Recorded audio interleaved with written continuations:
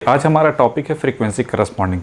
Generally question आ जाता है कि सर जो फ्रीक्वेंसी है 50 हर्ट या 60 हर्ट नहीं या 45 हर्ट सुनते हम लोग हैं, हम लोग फ्रीक्वेंसी इसको क्यों नहीं यूटिलाइज करते 5 हर्ट या 10 हर्ट, ठीक है, या फिर फ्रीक्वेंसी किसके करस्पॉन्डिंग 200 किलो मतलब हर्ट या 100 हर्ट के करस्पॉन्डिंग या 5 किलो हर्ट के करस्पॉन्डिंग या 5 मेगा हर्ट के करस्पॉन्डिंग, गीगा हर्ट के करस्पॉन्डिंग, ठीक है। तो खैर अब माइंड में दो चीज़ें आती है कि सर हम लोग जनरली देखते हैं कि स्पेशली हम किसके करस्पॉन्डिंग बात करें, मशीन के करस्पॉन्डिंग, ठीक है। तो जो मशीन में या ट्रांसफार्मर में जो हम लोग यूटिलाइजेशन करते हैं वो वहाँ पे फ्रीक्वेंसी कितनी होती है 50 हर्ट या 60 हर्ट या 45 हर्ट के करस्पॉन्डिंग ली जाती है। ये वाली क्यों नहीं यूटिलाइज की जाती है? नहीं, इसी को तो हम बोलते हैं पावर फ्रीक्वेंसी, नहीं, that is power frequency, power frequency. और ये हम क्यों नहीं यूटिलाइज करते? सबसे बड़ा क्वेश्चन तो यही है कि ऐसी इनमें क्या कमियां हैं, ऐसी कौन सी कमियां हैं कि इनको हम इस्तेमाल नहीं करते। कुछ लोग कहते हैं सर रेटेड बनाई जाती है, वो सब क्या है, फर्जी चीज़ें हैं, ठीक है, कि सर रेटेड है कि क्या है, वो हम सब डिस्कस करेंगे, सब कुछ इसमें निकल आएगा। चूँकि हम लोग इसको कन्वेंशनली डिस्कस करेंगे, क्यों? क्योंकि इसमें जनरली ऑब्जेक्टिव क्वेश्चन आ जाता है कि फ्रीक्वेंसी कम, वोल्टेज कम करके हम क्यों नहीं करें, यूटिलाइज़ करें, या उससे ज़्यादा करके क्यों ना करें। हम इसको दो तरीके से डिस्कस करेंगे, एक थ्योरेटिकली, फिर इसके बाद प्रैक्टिकली। थ्योरेटिकली भी देखेंगे कि कभी कभी जैसे बताया ना, थ्योरेटिकली 2 × 2 दिस = 4, लेकिन ये कोई ज़रूरी नहीं है कि प्रैक्टिकली भी 4 ही आए, क्योंकि हमको सर्कमस्टांसेस देखने पड़ेंगे, बहुत सारी चीज़ें होती हैं, प्रैक्टिकली डाटा अलग ही होता है। तो हम लोग थोड़ा सा प्रैक्टिकली भी देखेंगे, पहले थ्योरेटिकल देखेंगे, फिर इसके साथ साथ प्रैक्टिकल देखेंगे, फिर इस निष्कर्ष पे निकलेंगे। तो बेसिकली हम यहाँ पे डिस्कशन चाहते हैं किसका, कि फ्रीक्वेंसी, हाई फ्रीक्वेंसी, लो फ्रीक्वेंसी का, अगर हम इससे ज़्यादा फ्रीक्वेंसी करें तब क्या इफेक्ट पड़ता है, इससे लो फ्रीक्वेंसी करें तब क्या इफेक्ट पड़ेगा, किन किन, और उसके साथ कि अगर कुछ और भी वेरिएशन दिमाग में आ सकता है तो वो भी डिस्कस करेंगे। तो हम लोग स्पेशली यहाँ पे हम डिस्कस करेंगे effect of frequency on machine, ठीक है। तो स्पेशली हम डिस्कस क्लियर हो गया कि फ्रीक्वेंसी का इफेक्ट देखेंगे परफॉर्मेंस पे, किसके, मशीन के। मशीन में ट्रांसफार्मर भी ले सकते हैं, जनरेटर भी ले सकते हैं, मोटर भी ले सकते हैं। किसी को सिंप्लिसिटी के लिए हम लोगों ने बताया था हमेशा अगर कहीं कंपेरिजन करना हो, ठीक है, सिंप्लीफाई वर्जन में, तो हम स्पेशली किसको प्रीफर करते हैं, ट्रांसफार्मर को। तो हम लोग इफेक्ट ऑफ फ्रीक्वेंसी देखेंगे, effect of frequency on the performance of machine, या उसको बोल सकते हैं ट्रांसफार्मर। तो हेडिंग है, तो उसमें सब कुछ ये चीज़ें निकल के आ जाएंगी, आपको दिमाग में सब कुछ करते हैं। हमने कहा ना कि क्वेश्चन, कई ऑब्जेक्टिव क्वेश्चन जो ऑलरेडी इसमें ऑलरेडी हो जाएंगे, तो मैं अलग से उस पर क्वेश्चन नहीं कराऊंगा, ठीक है। तो इसी से क्वेश्चन से वो चीज़ें आगे KVA रेटिंग बढ़ जाती, घट जाती, क्या है, बहुत सारी चीज़ें आती हैं इसमें, ठीक है। तो जो ऑब्जेक्टिव वाले क्वेश्चन है वो भी इसमें क्लियर हो जाएंगे। और सब्जेक्टिव वे में हम ऐसा बोलते हैं ना कि क्वेश्चन, कोई भी चीज़ डिस्कस ऐसा करो कि उसको रटने की ज़रूरत ना पड़े, हर चीज़ें दिमाग में लगे कि हाँ ये चीज़ें हो रही थी, एक फिल्म की तरीके से, ठीक है। तो चलो स्टार्ट करते हैं। Effect of frequency on the performance of machine, performance of machine, ठीक है। यहाँ पे एक्समर लिख सकते हैं। मशीन में हमने किसको चूज किया, एक्समर। एक्समर भी तो मशीन है, ये स्टैटिक मशीन है, मोटर जनरेटर ये सब रोटेटिंग मशीन है। खैर चलिए, तो इसके लिए हमने क्या लिया कि एक नॉर्मल, ठीक है, नॉर्मल फ्रीक्वेंसी मतलब 50 हर्ट्ज के करस्पॉन्डिंग, ठीक है। हम डिज़ाइन कर, एक हमने ट्रांसफार्मर डिज़ाइन किया हुआ है, ठीक है, नीचे लिख लो। ट्रांसफार्मर जो है कि 300 और 200 या 150 कर दो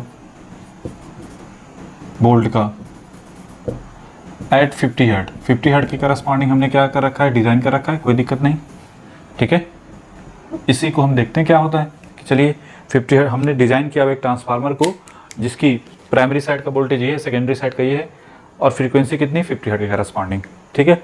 अब हम देखना चाहते हैं पहले फ्रीक्वेंसी को घटा के फिर देखते हैं फ्रीक्वेंसी को बढ़ा के, ठीक है। कुछ निष्कर्ष निकलता है कि नहीं निकलता है, ठीक है। कन्वेंशनली डिस्कस करेंगे स्टेप बाय स्टेप। तो चलिए तो पहला टारगेट है at low frequency, at low frequency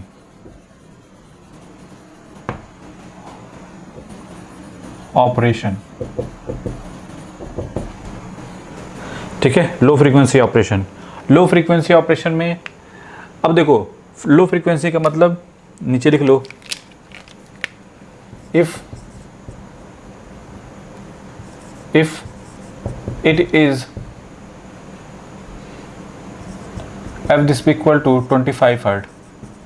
हमने कितना ले लिया कि ये जो है जब ये ऑपरेट कर रहा है किस पे, F this equal to 25 hertz पे,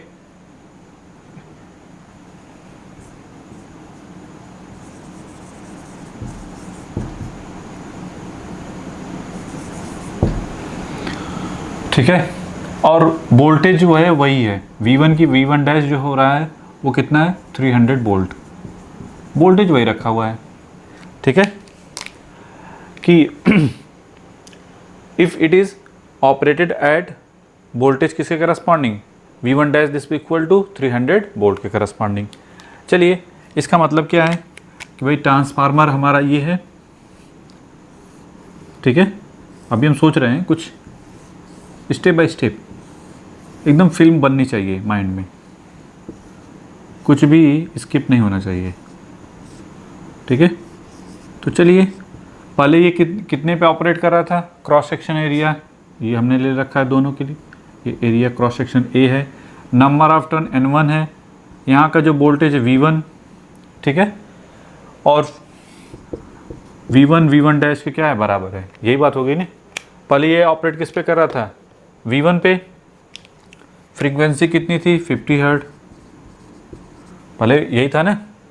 तो ये बताइए जब ये 300 वोल्टेज था, मतलब V1 की वैल्यू 300 थी, तो V1 तो खैर अभी भी 300 है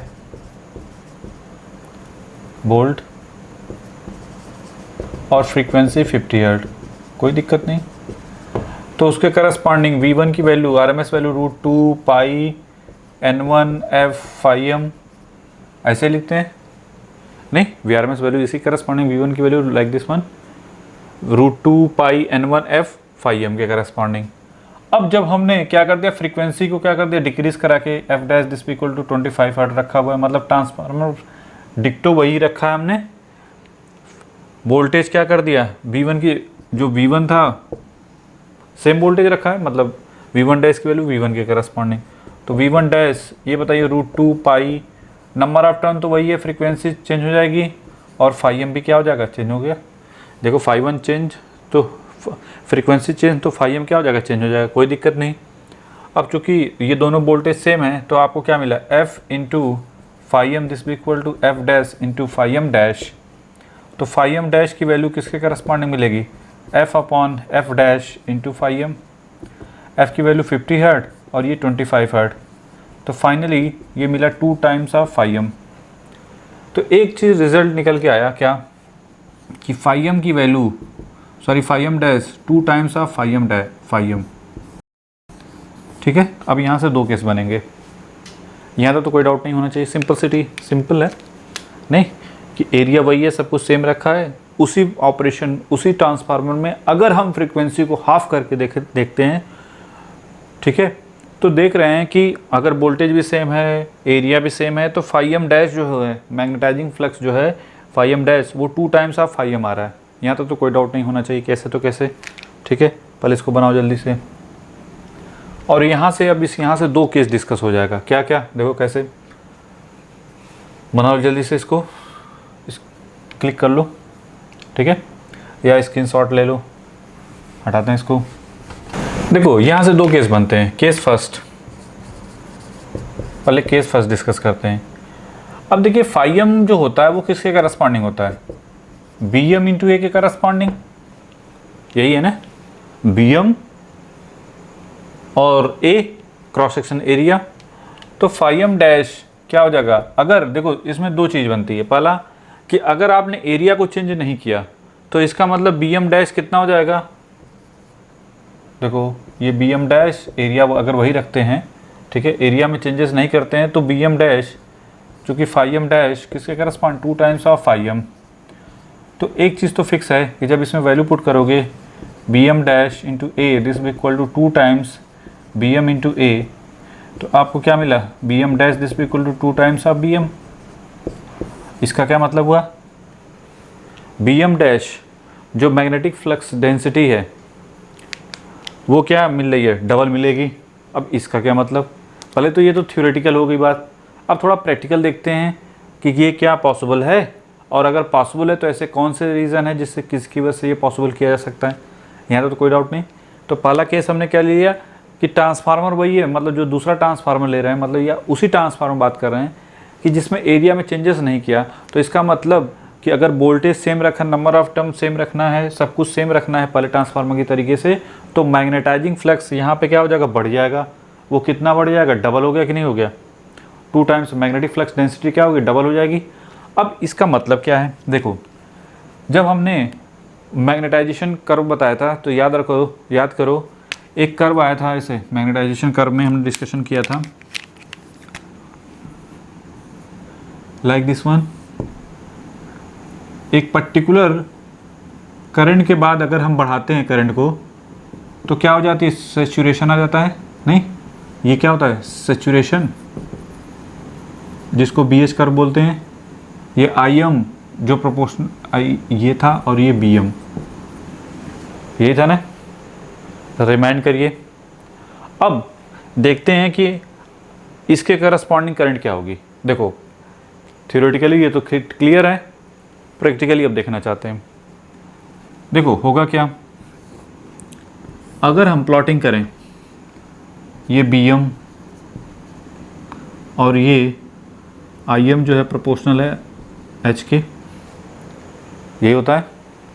चलिए जब प्लॉटिंग करेंगे तो ये तो ऐसे ही आएगा कि ठीक है, जो हिस्टेरिसिस कर्व जो है एक पर्टिकुलर, देखो अब ये चीज़ तो फिक्स है कि यहाँ पे अगर आई एम है तो ये बी एम है।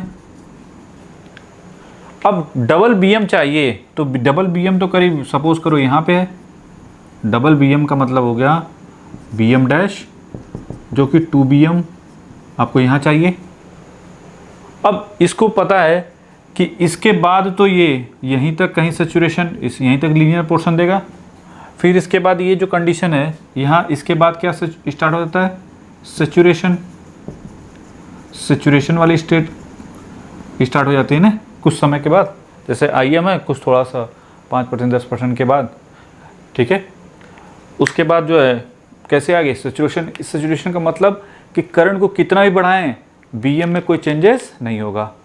मतलब कि कुछ करंट बढ़ाए तो इसमें जो है 1.1 कुछ इस टाइप का वोल्टेज, ठीक है, ये बढ़ गया, यहाँ पे बी एम रहा होगा कुछ, तो यहाँ पे 1.1 बी एम के करस्पॉन्डिंग हो गया। और वो करंट किसके करस्पॉन्डिंग हो, सपोज करो वो कितनी है, यहाँ पे 1.1 आई एम के करस्पॉन्डिंग, ठीक है, या 2 टाइम्स आई एम के करस्पॉन्डिंग जैसे पहुँचा। फिर उसके बाद कितना भी करंट बढ़ाते जाओ, करंट जो है क्या हो जाएगी, सॉरी मैग्नेटाइजेशन फ्लक्स में कोई चेंजेस नहीं होने वाला। लेकिन ज़बरदस्ती बढ़ाना चाहें नहीं, प्रैक्टिकली तो क्लियर है। लेकिन हमको चाहिए क्या, डबल 2 बी एम। तो अगर आप चाहते हैं कि नहीं सर मैं तो कुछ भी हो जाए वो तो गेन करूँगा ही, ठीक है, वो सिचुएशन अगर आप चाहते हैं, मतलब आपने करंट कितना बढ़ा दिया, इसके करस्पॉन्डिंग आई एम जो डैश है वो अगर 100 टाइम्स आई एम से ज़्यादा कर दो तो सपोज करो कि ये 2 बी एम आप प्राप्त कर लेते हैं। अब बताइए 200 टाइम्स आई एम मतलब अगर मैग्नेटाइजिंग करंट से कितना हो गया, पहले मैग्नेटाइजिंग करंट आई एम थी तो उसके करस्पॉन्डिंग बी एम था। अब जब ये और ये सब किस पे हो रहा है, एट नो लोड पे, अभी तो फुल लोड की बात ही नहीं है, नो लोड पे ही, एट नो लोड पे ही आपका आई एम डैश जो है वो कितना आ रहा है, 100 टाइम्स ऑफ आई एम। बस हमने क्या कर दिया, फ्रीक्वेंसी को हाफ कर दिया, यही किया है ना, फ्रीक्वेंसी को हाफ कर दिया है।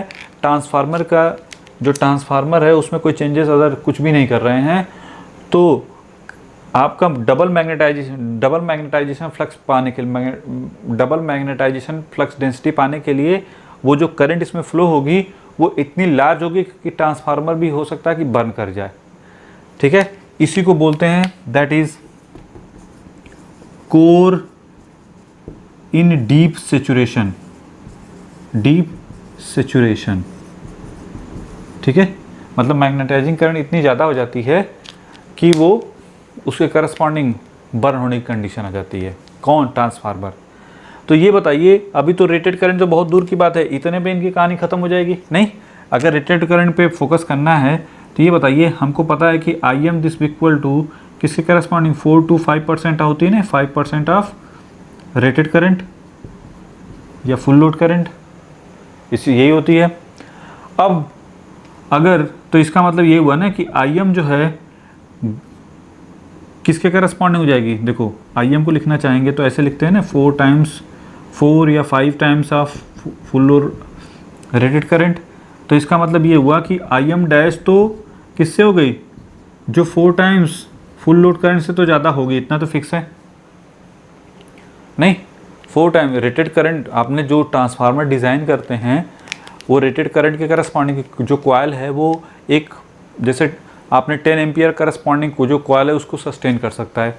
अब 10 की जगह 40 आ गया और वो भी अभी नो लोड पे ही है, तभी वो जो वाइंडिंग है वो क्या हो जाएगी, बंद कर जाएगी। नहीं, और यहाँ पे कितना, 4 टाइम्स तो छोड़ो, यहाँ पे तो 100 टाइम्स आ रहा है, तो इतना तो फिक्स है कि आई एम ग्रेटर देन होगा ना 4 times of full load current यहाँ पे, इस कंडीशन में। क्लियर है? तो इसका मतलब ये हुआ कि ये तो डैमेज होना फिक्स है इसका। तो इसका मतलब, तो ये तो तरीका सही नहीं है कि अगर हम फ्रीक्वेंसी को हाफ करें तो जो इसके करस्पॉन्डिंग जनरेट होगा, तो हम सोच रहे हैं कि जो जनरेशन होना चाहिए मतलब हमारे लिए सही है कि नहीं, यहाँ से तो नहीं मिला, लेकिन फिर कुछ ना कुछ दिमाग में आता रहता है कि सर दूसरा केस क्या है कि अगर क्यों ना हम ट्रांसफार्मर का एरिया चेंज कर दें।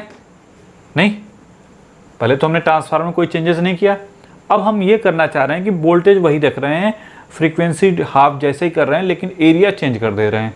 देखते हैं क्या फ़र्क पड़ेगा। आप चाहते हैं कि बीएम सेम रहे, केस सेकेंड में जो 5m डैश है बीएम सेम रखना चाहते हैं, एरिया क्या करना चाह रहे हैं, चेंज कर देना। देखते हैं एरिया में कितना फ़र्क पड़ेगा। तो ये बताइए इस कंडीशन को क्या फुलफ़िल कर रहा है कि नहीं। ये देखिए, ये 2 टाइम्स ऑफ ये था, तो BM सॉरी डे, हाँ आपकी बार सेम रखना है BM, तो BM into A dash this equal 2 times BM into A. तो हमको एक चीज़ तो मिल गई, एरिया क्या करना पड़ेगा, डबल करना पड़ेगा। एरिया डबल करने का मतलब क्या हुआ, क्रॉस सेक्शन एरिया, कोर का साइज बढ़ाना पड़ेगा। कोर का साइज बढ़ाने का मतलब ट्रांसफार्मर का साइज बढ़ाना, ट्रांसफार्मर का साइज बढ़ाने का मतलब खर्चा बढ़ गया। जितना फ़ायदा नहीं उतना उससे ज़्यादा लॉस हो गया, यही बात हो गई ना। इसका मतलब नीचे लिख लो, at low frequency एक्समर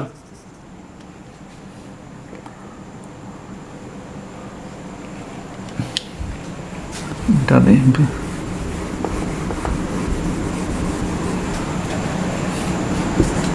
that is larger size of xmer कर सकते हैं। एट लो फ्रीक्वेंसी जो ट्रांसफार्मर की साइज़ है वो क्या हो जाएगी, बढ़ जाएगी। इतना तो क्लियर हो गया। चलो, तो मतलब कुल मिला जुला के लो फ्रीक्वेंसी पे हमारे लिए एडवांटेजेबल नहीं है। लेकिन एक और चीज़ दिमाग में, एक चीज़ खुराफात तो आता ही होगा। क्या? दूसरा खुराफात ये कि सर आप तो ठीक है जब फ्रीक्वेंसी बढ़ा रहे हैं, सॉरी फ्रीक्वेंसी घटा रहे हैं, साइज बढ़ा रहे हैं, क्यों ना कुछ एक और तरीका ढूंढा जाए। क्या? कि वोल्टेज को भी घटा दो, जो V1 डैश था उसको घटा के कितना कर दो, हाफ कर दो। भाई जब फ्रीक्वेंसी हाफ कर दिया है, कितना कर दिया था, 25 हर्ट्ज, इसको भी हाफ कर दो, कितना कर दो, 150 वोल्ट। तब देखो क्या आता है। नहीं, अब स्टार्टिंग में हमने क्या पढ़ा था कि जो φm होता है इज प्रोपोर्शनल टू V/F। अब ये बताइए पहले V/F क्या था, V/F पहले V कितना था, पहले V 300 था और F कितना था 50 हर्ट्ज, तो ये 6 आ रहा था। अब हमने इसको V1 डैश कर दिया और इसको F डैश, तो बताओ कितना आ रहा है, 150 डिवाइड बाई 25 कितना आ रहा है, ये भी 6 आ रहा है। मतलब कि V बाई एफ अगर कांस्टेंट है तो फाई एम क्या मिलेगा, कांस्टेंट। बहुत खुश हो गए, अभी खुश होने की ज़रूरत नहीं है, अभी बता रहे हैं क्यों। कि माइंड में आ रहा है कि सर अगर हम ट्रांसफार्मर में, जो ट्रांसफार्मर ने डिज़ाइन किया था, क्यों ना वोल्टेज को डिक्रीज़ करा दो तो फ्रीक्वेंसी भी डिक्रीज़ करा दो। पहले फ्रीक्वेंसी कितनी, सॉरी पहले वोल्टेज कितना था, 300 और फ्रीक्वेंसी 50 हर्ट्ज थी। तो क्यों ना हम ऐसा, हमको तो मेन टारगेट क्या है, मैग्नेटाइजेशन फ्लक्स, वही हम चाहते हैं, ठीक है। तो अगर मैग्नेटाइजेशन फ्लक्स अगर वही रखें तो इसका मतलब ये हुआ कि अगर वोल्टेज को जितना वोल्टेज में जितना फ्रीक्वेंसी में डिक्रीमेंट कर रहा है उसी करस्पॉन्डिंग वोल्टेज में डिक्रीमेंट कर दिया जाए, तो यहाँ से तो खुश हो गए कि फाई एम मिल गया, ठीक है। लेकिन थोड़ा सा और जाओ डिटेल में, ये तो लिख लिया होगा। डिटेलिंग क्या मतलब, इसका पोस्टमार्टम। ये बताइए, अभी हमने पढ़ा था कि S क्या होता है, V इंटू आई। अब जैसे ही वोल्टेज V को डिक्रीज करोगे, what about S, KVA rating क्या होगी, डिक्रीज कर जाएगी ना। मतलब कहने का है फ्रीक्वेंसी डिक्रीज कराने पे और वोल्टेज को डिक्रीज कराने पे आपकी KVA रेटिंग, ट्रांसफार्मर की KVA रेटिंग क्या हो जाएगी, लो हो जाएगी। अब ये बताओ हमारे लिए इफेक्टिव है क्या, नीचे लिख लो, at low frequency operation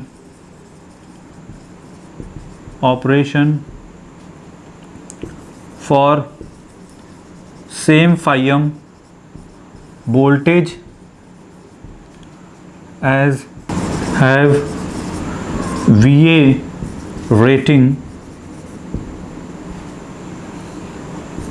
are reduce, ठीक है, दिख रहा है कि नहीं। तो ये जो वोल्टेज रेटिंग और VA रेटिंग क्या हो जाएगी, रिड्यूस हो जाएगी। तो क्या हमारे लिए फ़ायदेमंद है क्या, नहीं। हमको VA रेटिंग को भी तो रखना है अच्छा। अगर VA रेटिंग रिड्यूस हो गई तो पावर कम से कम जाएगी, तो फ़ायदा क्या हुआ, नहीं। तो कुल मिला जुला के एक चीज़ तो फिक्स हो गई कि लो फ्रीक्वेंसी ऑपरेशन पे इतनी दिक्कतें हैं, तो लो फ्रीक्वेंसी तो नहीं रखना चाहेंगे। अब कहोगे सर एक जगह कहीं जापान ओपान में सर 25 हर्ट्ज, देखो वहाँ हाइड्रो पावर प्लांट में यूटिलाइज़ किया जाता है 25 हर्ट्ज पे करस्पॉन्डिंग, उसका एक डिफरेंट कंडीशन है। लेकिन उसको भी जब यूटिलाइज़ करते हैं तो उसको भी उसकी फ्रीक्वेंसी को हम कन्वर्टर के थ्रू बढ़ा के 45 और 50 और 60 करस्पॉन्डिंग यूटिलाइज़ करते हैं, ठीक है। तो वो एक डिफरेंट केस है, ठीक है। तो वो सिर्फ हाइड्रो पावर प्लांट में यूटिलाइज़ किया जाता है।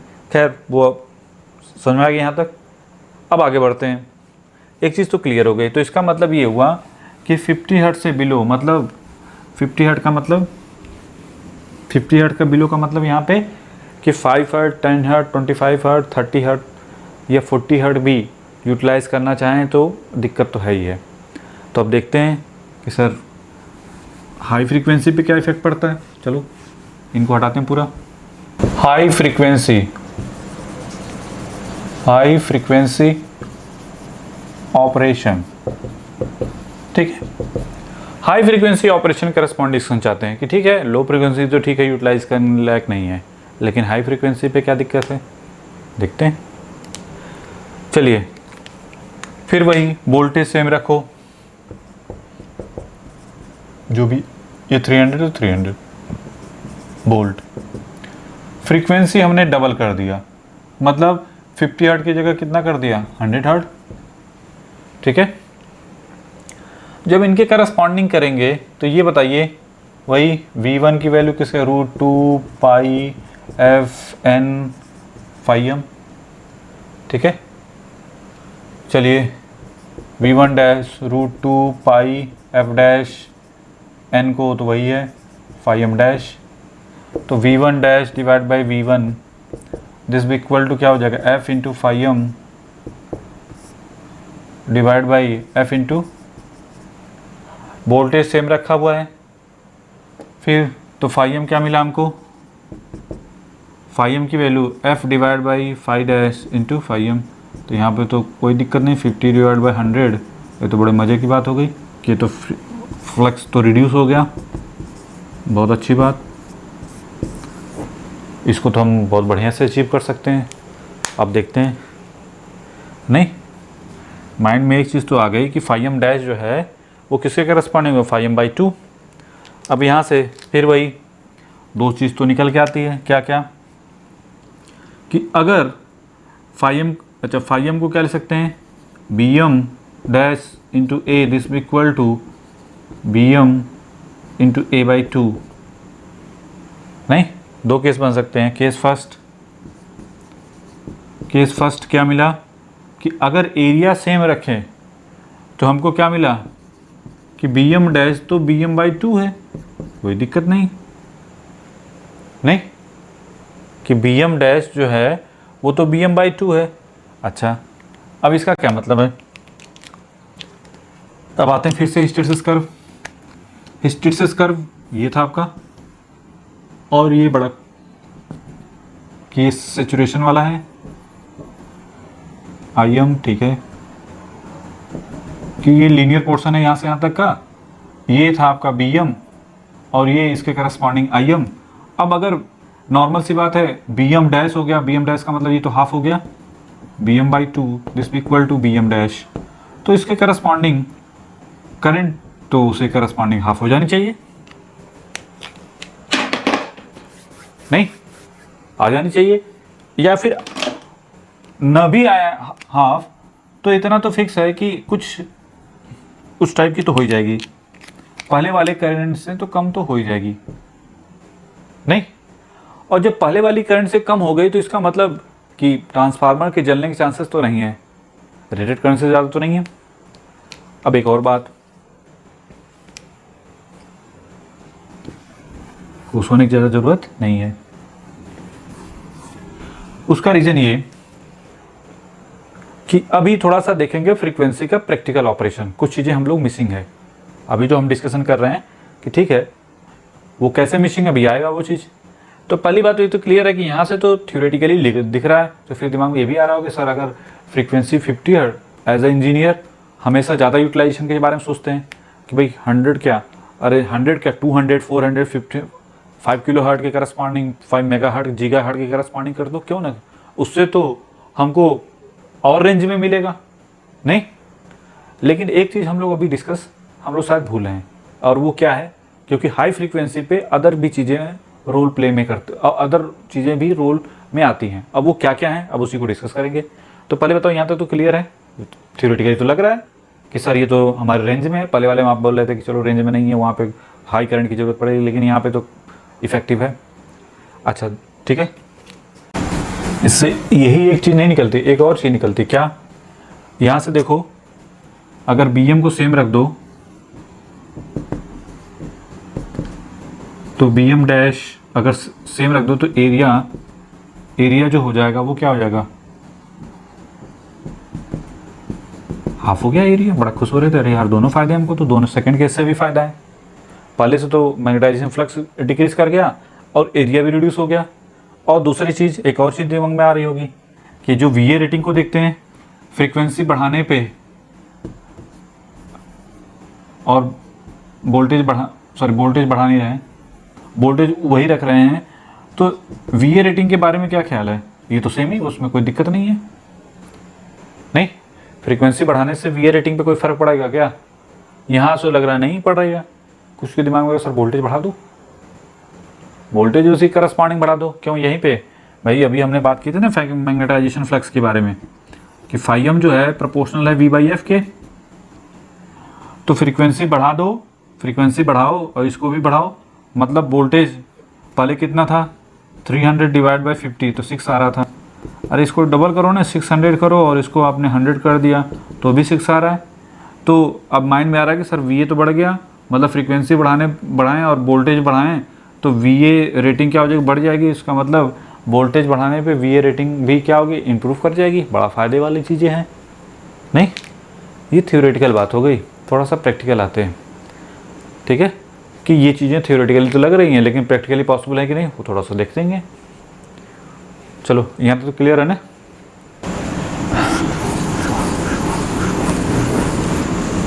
देखिए एक सिंप्लिसिटी के लिए ऐसे कंसीडर कर लो, ठीक है, एक कॉइल है। अब ये बताइए अगर इसमें करंट जा रही है, ठीक है, कॉइल में क्या है, करंट जा रही है, कोई दिक्कत नहीं है।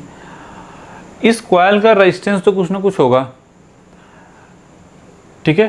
तो अब ये बताइए, अगर यहाँ का 5 वोल्ट है, यहाँ का वोल्टेज विथ रिस्पेक्ट टू इसके 5 वोल्ट है, ठीक है, तो चूंकि इसमें रेजिस्टेंस से करंट अगर इसमें जा रही है इस कॉइल में, ठीक है, ये किसी से अटैच होगा, हम कुछ लोग सर हवा में है, ठीक है, हमने एक बस इसी का बनाया रिप्रेजेंटेशन किया, अदर का सोर्स का दिखाने की जरूरत नहीं है। तो ये बताइए भाई, कुछ न कुछ तो इसका रेजिस्टेंस होगा। यहाँ पे बात करो, यहाँ पे 5 वोल्ट है तो यहाँ पे क्या होगा, 4.99 वोल्ट। इसी तरीके से इस पॉइंट पे जब पहुँचेगा तो इसका भी रेजिस्टेंस I/R ड्रॉप होगा, तो जिसकी वजह से वोल्टेज कुछ रिड्यूस होगा, ठीक है। कहने का मतलब है कि अगर यहाँ का 5 वोल्ट है तो यहाँ का 4.99, यहाँ का 4.998, यहाँ का 4.997 ऐसे बनेगा। तो कहने का मतलब है कि वोल्टेज डिफरेंस आएगा कि नहीं, वोल्टेज डिफरेंस है। और ये किसकी तरीके से देखो, तो आपको पता है कहीं पे भी पॉजिटिव निगेटिव टाइप का आ गया, वोल्टेज डिफरेंस का मतलब ये हुआ ना, पॉजिटिव निगेटिव टाइप का आ गया तो इनमें क्या होगा, अट्रैक्शन होगा, नहीं, वोल्टेज डिफरेंस हुआ तो अट्रैक्शन हुआ। इसका मतलब ये हुआ कि इलेक्ट्रोस्टैटिक्स फोर्स लगेगा इनके बीच, और कहीं पे भी अगर इलेक्ट्रोस्टैटिक फोर्स डेवलप हो रहा है तो इसका मतलब दैट इज कैपेसिटेंस, तो वहाँ पे क्या है, कैपेसिटेंस। ये आप सीधे कहोगे कहीं पे वोल्टेज डिफरेंस है तो वहाँ पे कैपेसिटर जनरेट हो जाएगा। क्लियर हो गई? अच्छा, तो जब ये कैपेसिटर यहाँ पे आ गया तो सिर्फ कैपेसिटर माइंड में आ रहा हो, बहुत सारी चीज़ें सर, यहाँ पे भी कैपेसिटर, यहाँ पे भी कैपेसिटर, यहाँ पे भी कैपेसिटर, यहाँ पे भी कैपेसिटर, यहीं क्यों, यहाँ पे भी कैपेसिटर, यहाँ पे भी कैपेसिटर, ऐसे बहुत सारे कैपेसिटर बनेंगे, नहीं ऐसे कर सकते हैं आपस में इनका कैपेसिटी। तो कहने का मतलब है कि कैपेसिटेंस तो होगा। अगर हम इन सब का इक्विवेलेंट को हम एक C बना दें, नहीं, अगर ध्यान से देखो तो ये जो पूरा कैपेसिटर है इसको बोलते हैं inter turn capacitor, that is inter turn capacitance.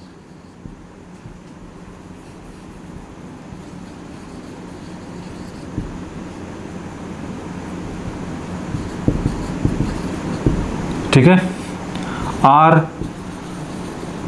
Self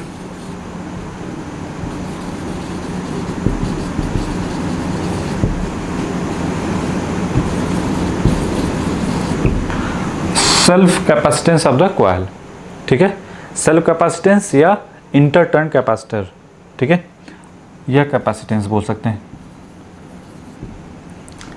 ठीक है। इंटर टर्न कैपेसिटेंस करना ज़्यादा सही है। तो हम इन सब को एक कैपेसिटर की तरीके से रिप्रेजेंट कर सकते हैं। अगर ये कॉइल है, ठीक है, तो हम ऐसे दिखा सकते हैं क्या,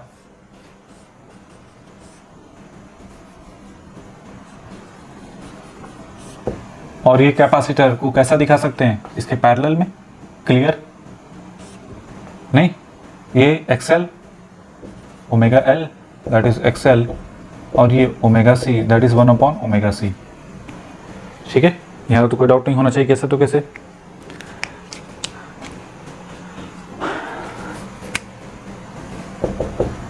ZL और ये क्या है, ZC, सिर्फ मैग्नीट्यूड के बारे में दिखा रहे हैं। तो ZL हो गया ओमेगा L और ZC हो गया 1/ओमेगा C। यहाँ तक तो कोई डाउट नहीं होना चाहिए कि ऐसे तो कैसे। अब बात आती है कि ठीक है, यहाँ तो कोई डाउट नहीं, एट लो फ्रीक्वेंसी। अब लो फ्रीक्वेंसी यहाँ पे क्या मतलब, वेरी लो नहीं बल्कि 50 हर्ट्ज के करस्पॉन्डिंग। जब 50 हर्ट्ज के करस्पॉन्डिंग एट नॉर्मल फ्रीक्वेंसी बोल सकते हैं, एट नॉर्मल फ्रीक्वेंसी, मतलब f की वैल्यू 50 हर्ट्ज के करस्पॉन्डिंग है तब, या इसी को बोलते हैं पावर फ्रीक्वेंसी। 50 हर्ट्ज हो या 60 हर्ट्ज हो, ठीक है, या थोड़ा बहुत ऊपर नीचे हो तो कोई दिक्कत नहीं। इसके करस्पॉन्डिंग बात करें तो हमने एज्यूम कर लिया क्या कि XL की वैल्यू है कितनी, 10 ओम, उसके करस्पॉन्डिंग XL की वैल्यू कितनी आती है, 10 ओम, और XC की वैल्यू कितनी होगी, नॉर्मल सी बात है, फ्रीक्वेंसी करस्पॉन्डिंग बात करें तो ये बहुत ज़्यादा होगा, मान लो 10 मेगा ओम हाई, और ये क्या है, लो। क्लियर है कि नहीं भाई? नॉर्मल सी बात है, ये जो कॉइल होगी इसका रेजिस्टेंस तो कम ही होगा ना। उस केस में है ऐसे देख सकते हो, फ्रीक्वेंसी क्या है, इन्वर्सली प्रोपोर्शनल है ना। एक्सी की वैल्यू जो होगी 1/ω/c, फ्रीक्वेंसी क्या है, कम है, सी की वैल्यू प्रैक्टिकली उसकी वैल्यू कम होती है, ठीक है। तो जब ये फ्रीक्वेंसी कम है उसके करस्पॉन्डिंग सी की वैल्यू जो होती है उसके करस्पॉन्डिंग जो भी वैल्यू आती है वो कुछ इस टाइप की आती है, 10 मेगा ओम, ठीक है। ऐसा मान के चलो कि कुछ, हम ये प्रैक्टिकल डाटा का बात कर रहे हैं। तो फ्रीक्वेंसी जब ये टर्म क्या होगा, देखो ये टर्म जब हाई होगा तो क्या, सॉरी ये टर्म अगर लो है तो ये टर्म क्या मिलेगा, हाई मिलेगा, ऊपर वाला टर्म क्या मिलेगा, हाई मिलेगा, क्लियर है। तो ये इस वजह से हाई है। तो फ्रीक्वेंसी लो है तो ऐसे समझो, फ्रीक्वेंसी अगर लो है तो एक्सी की वैल्यू जो है, इंटरटर्न कैपेसिटेंस का जो कैपेसिटेंस है, कैपेसिटर में बल्कि कैपेसिटेंस जो आता है, ठीक है, ओम में, वो कितना आता है, कुछ इस टाइप का आता है। एट कब, 50 हर्ट्ज के corresponding, at power frequency corresponding, ठीक है। थोड़ा सा प्रैक्टिकल डाटा डिस्कस करना चाहते हैं, ठीक है। यहाँ तक तो कोई डाउट नहीं, थोड़ा सा हटाते हैं इसको। तो इसका मतलब ये हुआ कि अगर ये कैपेसिटर को ऐसे दिखाना चाहें एट लो फ्रीक्वेंसी पे, लो फ्रीक्वेंसी का मतलब यहाँ पे at power frequency F this equal to 50 hertz or 60 hertz, ठीक है। तो ये जो है ये कितना है, 10 ओम, कोई दिक्कत नहीं। और ये क्या है आपका, कितना, 10 मेगा ओम। अब यहाँ से सपोज करो 10 एम्पियर करंट आ रही है, या 2 एम्पियर करंट जा रही है, या 3 एम्पियर करंट जा रही है इसमें। तो बताइए इस करंट की टेंडेंसी किधर सबसे ज़्यादा फ्लो होने की होगी। नॉर्मल सी बात है, always try to low reluctance, low resistance path, नहीं हमेशा, यहाँ इम्पीडेंस है तो इम्पीडेंस, लो इम्पीडेंस पाथ बोल सकते हैं। लो इम्पीडेंस पाथ क्या है, यही वाला है। तो इसमें क्या होगा, 2.99 एम्पियर चली जाएगी, जबकि इसमें कितनी जाएगी, 0.00001, कुछ इस टाइप की करंट जाएगी। अब ये बताइए इसका क्या मतलब हुआ कि इसका इफेक्ट कंसीडर करने की जरूरत ही नहीं है। इसी वजह से जब हमने लो फ्रीक्वेंसी, मतलब जब 50 हर्ट्ज से भी लो फ्रीक्वेंसी की बात की थी, तो वहाँ पे ये चीज़ें इसके बारे में बताया भी नहीं, इसके बारे में बताए थे, क्यों, क्योंकि जब इसकी ज़रूरत ही नहीं, ये ऑलरेडी इसका इफेक्ट है ही नहीं वहाँ पे। तो वहाँ पे टोटल करंट किससे पास कर रही है, टोटल करंट कॉइल के थ्रू पास करेगी। इसके थ्रू करंट क्या हो जाएगी, बहुत कम जाएगी, 10:0। मतलब ये हुआ कि इंटरटर्न कैपेसिटर का कोई रोल नहीं है, नहीं। तो इसका मतलब ये हुआ कि लिख सकते हैं कि ये जो सी एस इसको बोलते हैं ना, C S, inter C S is neglected at power frequency, या कह सकते हैं एट लो फ्रीक्वेंसी, नहीं लो फ्रीक्वेंसी पे भी इसका इफेक्ट क्या है, निगलेक्टेड है, ठीक है। अब आते हैं थोड़ा सा high frequency, at higher frequency F की वैल्यू आप पुट कर दो कितनी, 50 किलो हर्ट। जब 50 किलो हर्ट के करस्पॉन्डिंग पुट करते हैं तब ये वैल्यू कुछ बढ़ेगी घटेगी, कुछ चेंजेस होंगे। कहने का मतलब है जो एक्सएल है, कुछ इस टाइप हटाओ इसको, एक्सएल जो है ओमेगा एल के करस्पॉन्डिंग एक्सी की वैल्यू क्या है, 1/ω/c। अब बताइए फ्रीक्वेंसी पहले ये तो 2 पाई एफ इंटू एल कुछ तो होते हैं ना ऐसे, सर इसको थोड़ा सा बता दो और डिस्टर्ब करते रहेंगे, इसलिए पूरा डिस्कशन यहीं पे कर दें, पूछने की जरूरत नहीं पड़ेगी। फ्रीक्वेंसी बढ़ा दिया, पहले कंपेरिजन फ्रीक्वेंसी बढ़ा दिया, ठीक है, फ्रीक्वेंसी बढ़ा दिया, इसको भी बढ़ा दिया। अब बताइए ये तो बढ़ गया, एक्सएल की वैल्यू हो गई 1 किलो ओम और ये हो गया आपका 100 किलो ओम करस्पॉन्डिंग। सपोज कर लेते हैं कुछ डाटा इस टाइप का आता है, ठीक है, ये डाटा कुछ इस टाइप का प्रैक्टिकल डाटा आता है, तब क्या फ़र्क पड़ेगा। अब ये बताइए, अब ये एट हाई फ्रीक्वेंसी पे ये हटा दो, ठीक है, ये कितना हो गया 1 किलो ओम और ये कितना हो गया, नॉर्मल सी बात है 100 किलो ओम के करस्पॉन्डिंग, ठीक है। अब देखते हैं क्या फ़र्क पड़ता है। अब फ़र्क ये पड़ेगा कि 3 एम्पियर जा रही है, यहाँ से 2.98 करंट गई और यहाँ पे कितने हो गए 0.01 एम्पियर, नहीं हमने कंसीडर कर लिया कि कुछ उसके कंपैरिजन में, पहले वाले कंपैरिजन में अब इसका इफेक्ट थोड़ा सा ज़्यादा है। पहले वाले कंपैरिजन वो तो निगलेक्टेड था, लेकिन अब यहाँ पे थोड़ा सा है, नहीं या हो सकता है कि 2.88 हो जाए, तो ये 0.1 नहीं 0.11 कुछ इस टाइप का आ जाए, तो ये कुछ इस टाइप का इफेक्ट दिखेगा।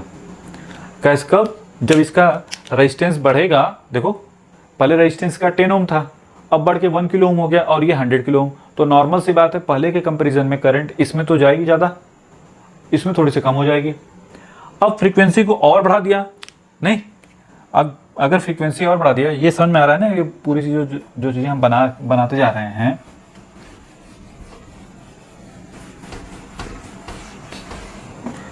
ये बेसिकली ये जो हम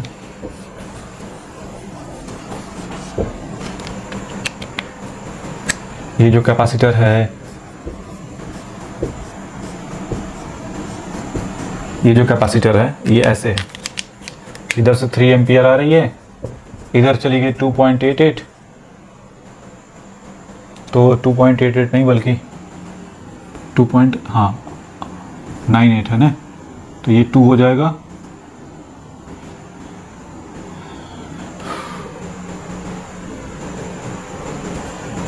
ये 0.2, ठीक है अब सही है। कुछ तो डाटा के पीछे पड़ जाते हैं ना कि चलो 2.98 है, कुछ इस टाइप का हो गया। और इसमें चली गई कितनी करंट है 0.2 एम्पियर, और ये एम्पियर कुछ इस टाइप का बन जाता है। लेकिन अगर फ्रीक्वेंसी और हाई कर दें, नहीं अगर फ्रीक्वेंसी को और हाई कर दें, मतलब कहने का मतलब है, अच्छा यहाँ पे CS की वैल्यू क्या निगलेक्टेबल होगी? नहीं, कंसिडरेबल है। लेकिन अगर फ्रीक्वेंसी और हाई करें तो ये वैल्यू और कंसिडरेबल हो जाएगी। देखो अगर इसको बढ़ा के कितना कर दें, मेगाहर्ट्ज के करस्पॉन्डिंग, ठीक है, तो ये हो जाएगा 10 मेगा ओम, और ये हो गया आपका 10 ओम के करस्पॉन्डिंग, उल्टा हो गया। इस केस में एट वेरी हाई फ्रीक्वेंसी, देख रहे हो, तब तो बहुत कुछ चेंजेस हो जाएंगे। तब यहाँ पे ये कंसिडरेबल नहीं बल्कि मोर कंसिडरेबल होगा, तो CS को हम निगलेक्ट नहीं कर सकते। नहीं, मेगा ओम या माइक्रो यहाँ पे जो फ्रीक्वेंसी है वो किसके करस्पॉन्डिंग है? मेगा ओम के करस्पॉन्डिंग, मेगा जगह जो भी ले लो, तो एट माइक्रोवेव, नहीं माइक्रोवेव फ्रीक्वेंसी, जिसमें F की वैल्यू कितनी है 50 मेगाहर्ट्ज या उससे ज़्यादा ले लो। तो अब बताइए उस केस में ये क्या हो गया, इसकी वैल्यू 10 ओम और इसकी वैल्यू 10 मेगा ओम। अब बताइए मोस्टली करंट इसमें फ्लो कर जाएगी, और ये कितना हो जाएगा 2.99 और ये 0.01 एम्पियर या उससे भी कम। ठीक है, समझ आ रहा है कि नहीं आ रहा है? अब बताइए उस केस में ये क्या हो जाएगा, इधर कितनी चली गई 0.0000 जो भी है 1 कुछ इस टाइप का, और यहाँ पे 2.99 जो हम समझाना चाह रहे हैं, मतलब उसको समझो बस। तो कुल मिला जुला के अगर इसकी बात करें तो ये एक्चुअली कुछ इस टाइप का बन जाएगा कि ये CS total current 3 ampere basically किस में फ्लो कर जाएगी, लाइक दिस वन करस्पॉन्डिंग। नहीं, इस कॉइल के थ्रू करंट फ्लो करेगी क्या? कब? नहीं करेगी ना, कब? जब ये माइक्रोवेव करस्पॉन्डिंग हो जाएगा। तो वायरलेस कम्युनिकेशन जो होता है वो इसी करस्पॉन्डिंग, वो बहुत एक अलग ही टॉपिक हो जाता है, तो हम उसमें नहीं जाना चाह रहे हैं। मतलब कुल मिला जुला के एक चीज़ तो पकड़ में आ रही है कि आप अगर थोड़ा सा सोच रहे हैं ना कि रेटिंग, इसकी रेटिंग बढ़ जाएगी, वो रेटिंग बढ़ जाएगी, उस तो छोड़ो, वो तो हम जो डिस्कशन वो तो कर रहे थे किससे करस्पॉन्डिंग, थ्योरेटिकली, लेकिन प्रैक्टिकली तो ये है ना, रियलिटी तो ये है। तो जो आप देख रहे हो कि ये तो पास ही नहीं करने देगा, तो करंट कोर के थ्रू जाएगी ही नहीं, बल्कि कहाँ से हवा में निकल जाएगी। देखो कैसे, चलो उसको भी डिस्कस कर लेते हैं। ये तो बन गया होगा, तो यहाँ पर नीचे लिख लो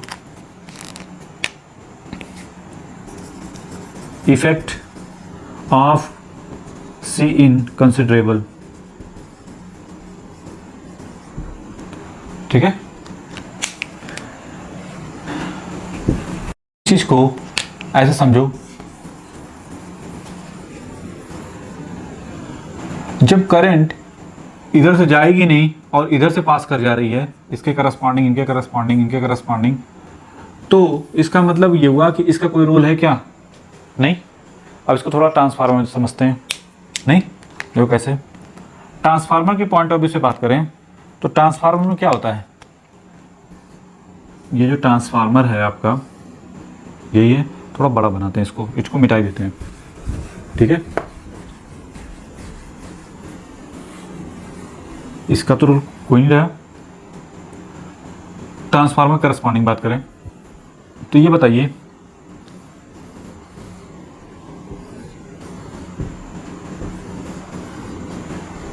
ठीक है,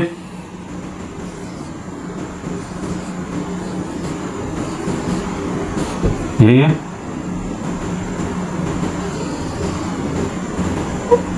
चलो अब ये बताइए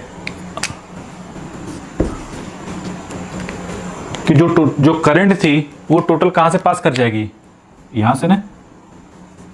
अगर आप ट्रांसफार्मर को या जनरेटर या मोटर जो भी है मशीन को, अब अगर आप फ्रीक्वेंसी कितना माइक्रोवेव करस्पॉन्डिंग फ्रीक्वेंसी रख दी है, मतलब हाई फ्रीक्वेंसी कर रहेंगे, तो मैक्सिमम करंट किधर से पास करेगी, इधर से निकल जाएगी। जब इसमें करंट जाएगी ही नहीं, मतलब ये हुआ कि अगर यहाँ से 10 एम्पियर थी और इसमें करंट कितनी चली गई, अगर मान लो 9 एम्पियर करंट चली गई और इसमें 1 एम्पियर करंट गई, तो जब 1 एम्पियर इसमें करंट जाएगी तो फ्लक्स भी तो उसी करस्पॉन्डिंग 1 एम्पियर करस्पॉन्डिंग प्रोड्यूस होगा। और जब फ्लक्स फाइम की वैल्यू, जो मोर रिस्पॉन्सिबल पार्ट कौन सा है, फ्लक्स फाइम, जब फाइम ही इसमें कम जाएगा तो इलेक्ट्रोमैग्नेटिक इंडक्शन के लिए हमको क्या चाहिए, फाइम चाहिए ना। तो फाइम ही जब कम होगा तो इलेक्ट्रोमैग्नेटिक इंडक्शन होगा क्या, नहीं, वो बहुत कम होगा, जो कि हमारे मतलब का ही नहीं है, ठीक है। एक चीज़ तो पकड़ में आ गई कि आप अगर इसी को कॉइल के तरीके से देखो, ये जो चीज़ें हमने समझाई हैं उसी चीज़ को यहाँ पे हम रख के बता समझ सकते हैं कि मोस्टली करंट किधर से निकल गई, इधर से निकल गई।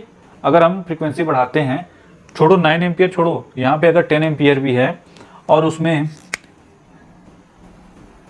फ्रीक्वेंसी आपने 100, 200, 500 ही रख दी, ठीक है, माइक्रोवेव तो बहुत दूर की बात है, 10 एम्पियर है और ये हो गई 8 एम्पियर, और सॉरी 8 एम्पियर छोड़ो, इसमें 2 एम्पियर चली गई और इसमें कितनी, या 3 एम्पियर चली गई और इसमें चली गई, या 2 एम्पियर मान लो, 2 एम्पियर चली गई और इसमें 8 एम्पियर चली गई, तो कम तो हो गया ना। हम क्या चाहते हैं कि जो करंट है जो करंट, ये जो टोटल करंट इसमें जाए और उस करंट का टोटल यूटिलाइजेशन हो जाए ना, और उस करंट से टोटल मैग्नेटाइजेशन फ्लक्स क्रिएट हो, तभी तो इलेक्ट्रोमैग्नेटिक इंडक्शन के लिए हमको मतलब जो रिक्वायरमेंट चीज़ें वो फुलफिल हो जाएंगी। जब यहाँ से फ्लक्स ही कम जाएगा तब तो इलेक्ट्रोमैग्नेटिक इंडक्शन ही कम होगा, तो उसके करस्पॉन्डिंग हमको और ज़्यादा करंट देनी पड़ेगी या इधर से, नहीं। तो कहने का मतलब ये है कुल मिला जुला के कि फ्रीक्वेंसी हाई करने से हमको डिसएडवांटेज ही है, एडवांटेजेस नहीं है, ठीक है। नीचे लिख लो इसी चीज़ को, क्या, at high frequency operation of excimer there is significant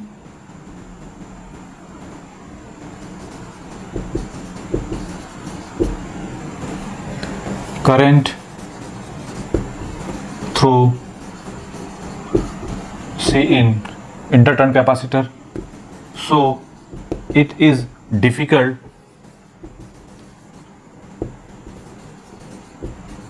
to produce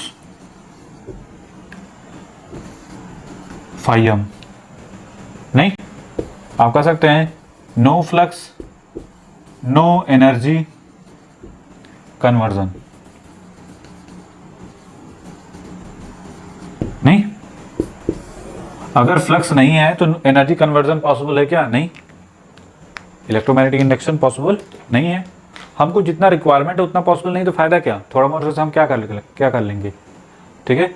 तो इसी वजह से हम लोग जो है हाई फ्रीक्वेंसी पे ऑपरेट नहीं कराते, ठीक है। और लो फ्रीक्वेंसी का भी आपको पता चल गया। तो अगर कम करना है फ्रीक्वेंसी तो 50 से 45 मैक्सिमम 45 तक जाते हैं, उससे ज़्यादा भी, उससे नीचे भी नहीं जाते, बिलो भी नहीं जाते, ठीक है। तो समझ में आया कि इस पूरे होल डिस्कशन से एक चीज़ तो निकल के आ गई, चाहे ट्रांसफार्मर की बात करें चाहे जनरेटर मोटर की बात करें, ठीक है। तो पावर फ्रीक्वेंसी करस्पॉन्डिंग वो हमारे लिए इफेक्टिव नहीं है कि फ्रीक्वेंसी कम करने से भी डिसएडवांटेज है और फ्रीक्वेंसी हाई करने से भी हमारे पास क्या है, डिसएडवांटेज है। ये नहीं कि बस केवल एक थ्योरेटिकल डाटा उठा ले, थ्योरेटिकल चीज़ों से ही हम चीज़ों को रिजॉल्व करें, हमें प्रैक्टिकल भी देखना पड़ता है। तो ये पूरे डिस्कशन से, होल डिस्कशन से ये चीज़ क्लियर हो गई कि फ्रीक्वेंसी हमको लो करने पे भी डिसएडवांटेज है और हाई करने पे भी क्या है, डिसएडवांटेज है। ठीक है, हाई फ्रीक्वेंसी क्यों डिसएडवांटेज है? क्योंकि इलेक्ट्रोमैग्नेटिक इंडक्शन पॉसिबल नहीं होगा ज़्यादा हाई फ्रीक्वेंसी करेंगे, और अगर होगा भी तो बहुत कम होगा, जो हमारे लिए मतलब का नहीं है, सिग्निफिकेंट रिडक्शन आ रहा है ना, दैट्स वाई। और लो फ्रीक्वेंसी पे आपने क्या देखा था कि वो हाई करंट मिल रही थी, जिसकी वजह से हमको क्या करना पड़ेगा, वो ट्रांसफार्मर क्या हो जाएगा, डैमेज हो जाएगा, या तो फिर साइज बड़ा करना पड़ेगा, जो कॉस्ट वाइज बहुत डिफिकल्ट, कॉस्ट वाइज हमको डिफिकल्ट पड़ेगा। तो दैट्स वाई हमको सिर्फ एक ही पॉइंट नहीं देखना रहता है, कई पॉइंट देखना रहता है, और मेनली होता है कॉस्ट पे जाके चीज़ें रुक जाती हैं। वही है, फ्रीक्वेंसी हाई करोगे तो भी तो अब ठीक है, तो उसके करस्पॉन्डिंग हमको नहीं मिल पाएगा। फ्रीक्वेंसी हाई करने पे जो हमको लो 50 हर्ट्ज पे मिला आराम से, वो फ्रीक्वेंसी हाई करने पे हमको उतना ही फ्लक्स अगर चाहिए तो क्या करना पड़ेगा, और ज़्यादा फ्लो कराना पड़ेगा। तो कॉस्ट वाइज क्या है, डिफिकल्ट है, दैट्स वाई। मतलब डिफिकल्ट क्या है, मतलब हमारे लिए इफेक्टिव नहीं होगा ना, तो प्रैक्टिकली, तो दैट्स वाई फ्रीक्वेंसी हम लोग जब डिजाइन करते हैं तो 50 हर्ट्ज या 60 हर्ट्ज के करस्पॉन्डिंग बना लो। ठीक है।